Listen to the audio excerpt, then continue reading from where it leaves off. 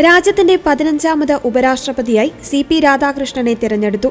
767-ൽ 452 vote നേടിയാണ് ജയം. രഹസ്യ ബാലറ്റ് അടിസ്ഥാനത്തിലാണ് വോട്ടെടുപ്പ് നടന്നത്. ജഗദീപ് ധൻകറിന്റെ അപ്രതീക്ഷിത രാജിയാണ് പുതിയ ഉപരാഷ്ട്രപതി തിരഞ്ഞെടുപ്പിന് വഴിയൊരുക്കിയത്. സി.പി. രാധാകൃഷ്ണൻ എൻ.ഡി.എയുടെ സ്ഥാനാർത്ഥിയാണ്. സുപ്രീം കോടതിയിൽ നിന്ന് വിരമിച്ച ജസ്റ്റിസ് ബി. സുദർശൻ റെഡ്ഡിയാണ് ഇന്ത്യ മുന്നണിക്ക് വേണ്ടി മത്സരിച്ചത്. പുതിയ പാർലമെന്റ് മന്ദിരത്തിലെ 1ാം നിലയിലുള്ള വസുധാ ഹാളിലായിരുന്നു ഉപരാഷ്ട്രപതി തിരഞ്ഞെടുപ്പിനായുള്ള വോട്ടെടുപ്പ് നടന്നത്. അംഗങ്ങൾക്ക് ഇഷ്ടമുള്ളയാൾക്ക് വോട്ട് ചെയ്യാമായിരുന്നു. പ്രധാനമന്ത്രി നരേന്ദ്രമോദിയാണ് ആദ്യ വോട്ട് രേഖപ്പെടുത്തിയത്. തുടർന്ന് അമിത്ഷാ, രാജ്നാഥ് സിംഗ്, ജെ.പി. നദ്ദ, കിരൺ റിജിജു തുടങ്ങിയ മുതിർന്ന നേതാക്കളും വോട്ട് ചെയ്തു.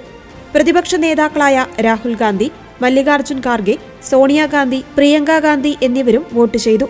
അതേസമയം 13 എംപിമാർ വോട്ടെടുപ്പിൽ നിന്ന് വിട്ടുനിന്നു. വോട്ടെടുപ്പിൽ നിന്ന് വിട്ടുനിൽക്കുമെന്ന് ബി.ജെ.ഡി. മുൻകൂട്ടി പ്രഖ്യാപിച്ചിരുന്നു.